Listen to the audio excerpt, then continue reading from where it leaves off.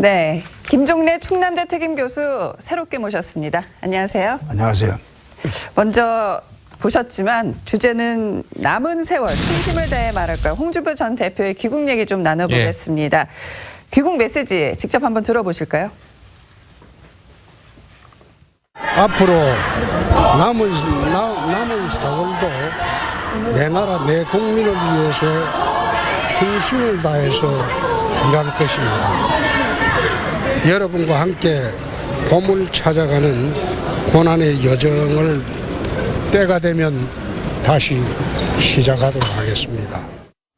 자, 이 얘기를 들어보니까 이제 국민을 위해서 또 남은 여정을 이제 새롭게 하겠다.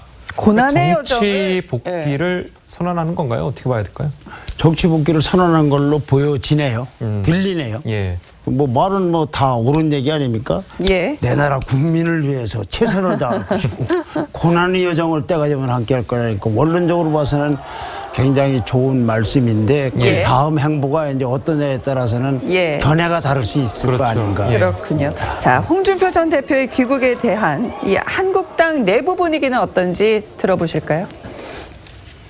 솔직히 별로 그렇게 크게 신경 쓰고 있지는 않습니다. 지금은 평당원 중에 한 분이고 지금은 밖에서 무슨 말씀을 하셔도 당내에서 그런 뭐 격렬하게 반응한다든가 이런 게 없습니다. 그래서 별로 그렇게 제가 관심을 안 두고 있습니다.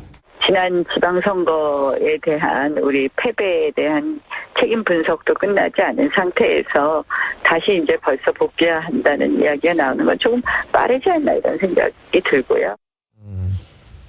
네, 들어보셨는데요. 김병준 위원장은 평당원에 그칠 뿐이다. 평당원 중에 한 명이다. 이러한 이제 발언을 했고, 그다음에 나경원 위원장은 지방선거 패배 책임을 얘기를 했습니다. 물론 두 분의 의견이긴 하지만 내부에서는 홍준표 전 대표의 귀환을 그렇게 반기지 않는 것 아닌가.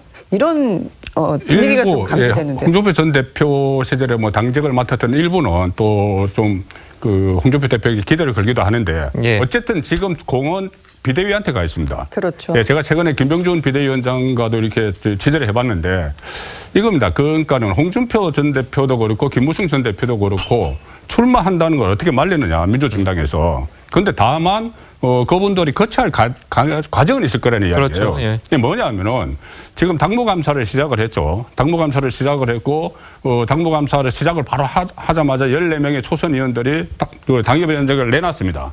이것은 그 비대위와 이 교감이 있었다고 봐야 돼요. 예. 그러니까 그런 상황에서 어떻게 보면은 전부 다 이 백제 상태에서 가자 이렇게 당협위원장을 내놓고 이런 상황에서 과연 홍준표 전 대표가 지방선거 그 대선 패배 책임을 가지고 출마를 할 수 있겠느냐.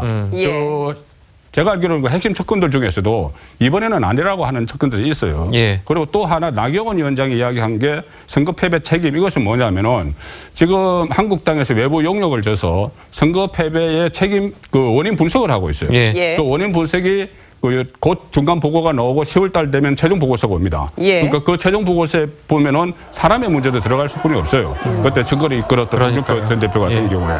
그렇다면 그것은 어떤 책임을 져라 하는 근거 자료가 될 수가 있기 때문에 어떤 여러 가지 상황에서 또 하나만 더 말씀드리면은 지금 당장 당권 아니면은 그다음에 4월 재보선 있고 총선은 1년 반 있다가 있습니다. 예. 그러니까 당권 도전에 어렵다면은 4월 재보선에 경남 지역에 출마를 할 수도 있지만 예. 그것이 과연 공천을 받을 수 있을 거냐 그런 문제까지 걸린다고 보면은 홍준표 전 대표가 본격적인 정치 재개를 선언을 했지만은 앞날은 결코 순탄치 않다고 볼 수 예. 있습니다. 그러니까 이제 관심은 이 홍준표 전 대표가 당권 출마를 하냐 마냐 이건 것 같은데 자, 이 질문이 나왔습니다. 어떻게 대답했는지 한번 들어보시죠. 내가 할 일은 대한민국을 위해서 하는 일이지 당권 잡으려고 새롭게 정치하는 것은 아니라고 생각합니다. 그러면 저희가 출마를 안 하신다라고 이해를 해도 되는 거예요? 마음대로 해석하십시오. 이제 대표님께서 차기 전당대회를 출마하신다는 전제 하에 제명 결책을 밝혔다 이런 흐름도 있던데 내가 겁이 그래 나는 모양이죠. 맞아요. 진박들이. 내가 그 사람들하고 아웅다웅할 입장이 아닙니다. 자, 이거 보면은 뭐 마음대로 해석하라 이렇게 얘기를 했거든요. 그럼 마음대로 해석하라는 거는 뭐 아니다라는 말은 또 아닌 것 같아요. 제가 마음대로 해석하면 네. 출마하시는 것 같아요. 아, 그러니까 이미 사실은 전대는 시작이 됐어요. 예. 그래서 나경원 의원 같은 경우도 얘기를 하는 거는 견제를 하는 거거든요. 예. 그래서 지금의 김병준, 뭐 김무성 등등의 이름들이 쭉 나오는데 예. 지금 9월달 15일날 들어오는 거는 추석 민심에서 자기가 밥상에서 빠지면 안 되는 거거든요. 그럼요. 예. 그래서 숟가락을 이제 얹어야 되는 상황이기 때문에 아주 부랴부랴 온 것이고 지금 2달뿐이 안 가 있었잖아요. 근데 예. 2달도 많이 잊혀진다. 그러니까 전번에 돌아올 때보다도 규모가 환영 인파 규모가 줄어들었잖아요. 예. 이런 것들은 정치인한테는 굉장히 민감하거든요. 예. 그렇죠. 그래서 이런 부분에서 사실은 전대를 준비하는 분들은 다 아마 추석 때부터 결집을 시작하는 것이고 예. 홍준표 대표의 귀국도 그 맥락에서 해석을 해야 된다 이렇게 생각합니다. 예. 예. 홍준표 전 대표 내가 그렇게 겁이 나는 모양이지 또 이런 얘기를 했는데 네. 어떻게 전망하십니까? 이 홍준표 전 대표의 귀환으로 한국당 내부의 어떤 역학 구도에 어떠한 변화가 있을까요? 전망으로 볼 때는 뭐 당권을 둘러싼 경쟁이 치열하게 또는 뭐 열렬하게 벌어질 가능성이 많이 있는 걸로 보여집니다. 아까 예. 말씀대로 국민을 위해서 정치한다는 거에 받은 원론적인 입장과 강론으로 보는 시각과 해석은 다를 거라고 했지 않습니까? 예. 근데 과연 이제 이거를 전망으로 보지를 말고 저런 모습이 바람직하냐라는 거는 사람마다 견해가 있을 수 있지 않습니까? 그렇죠. 자, 그럼 우리가 한번 조금 생각해 보면 홍준표 대표가 있기 전과 지금 돌아온 혀를 비포 앤 애프터 전과 후로 볼 때 예. 제일 달라진 게 아마 여러 가지가 있겠지만 총체적으로 볼 때는 문재인 대통령의 지지율이 떨어진 것 아, 그리고 총체적으로 보면 그리고 예. 남북 문제 정상회담을 지금 앞두고 있는데 누구도 거기에 대해서 희망적 견해만 갖고 있지 않다는 사실이지 예. 않습니까? 예. 그럼 홍준표 대표가 이와 같은 상황을 만드는 데 있어서 아무 역할 없이 미국에 계셨지 않습니까? 그런데도 이런 상황이 됐지 않습니까?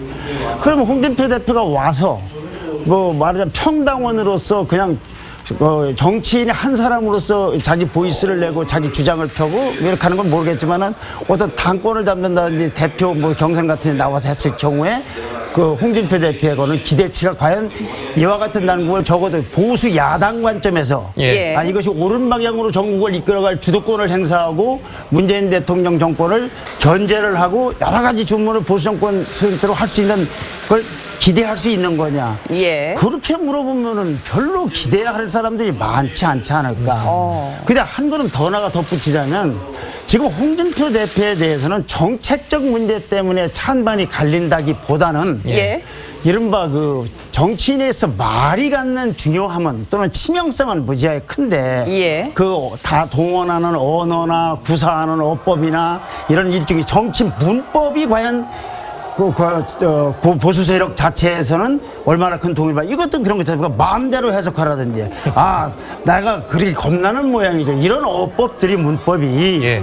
과연 보수 세력 전체로서는 와 참 저건 상쾌하고 유쾌하며 희망적이고 그 밝은 미래를 담보하는 어법인가에 대해서는 많은 사람들이 다른 견해를 할 수 있지 않습니까? 예. 덧붙여 보수 세력이 지금 가장 고민해야 될 건 보수정당은 청년 젊은 세대가 보수정당을 외면하고 있다는 건데 그 예. 젊은 세대들한테 한번 물어보십시오. 정책을 넘어서 그런 언법이 과연 참신하다. 내가 정치를 한번 뛰어들고 싶다. 내가 한번 기대를 걸고 싶다. 이런 생각을 갖고 있는지 그 부분이 해결되지 않으면 네. 그 과연히 서로들 고생하는 거 아닌가. 아. 그런데 한편 이것도 생각을 할 필요가 있어요. 김병준 비대위원장 체제는 저런 움직임, 이른바 흔히 요즘 쓰는 말로 올드보이들이 다른 올드보이들은 들어올 만한 여러 가지 이유가 있어요. 한국당 근처에서 올드보이들이 돌아오려는 건 잘 이해가 잘 안 되는 올드보이들이 이렇게 들어오려고 하는 거에 대해서 왜 그런 인상이 벌어지고 있는가. 예. 그거는 이제는 비대위원장 체제의 책임도 있는 거 아닙니까. 뭘 비대위원을 해서 뭘 구체적으로 개선을 내는지에 대한 답도 없기 때문에 그런 측면도 있는 것이 아닌가 하는 안타까움이 예. 있습니다. 예, 알겠습니다. 예, 오늘 세 분 말씀은 여기까지 듣겠습니다. 감사합니다. 감사합니다. 잘 들었습니다. 네.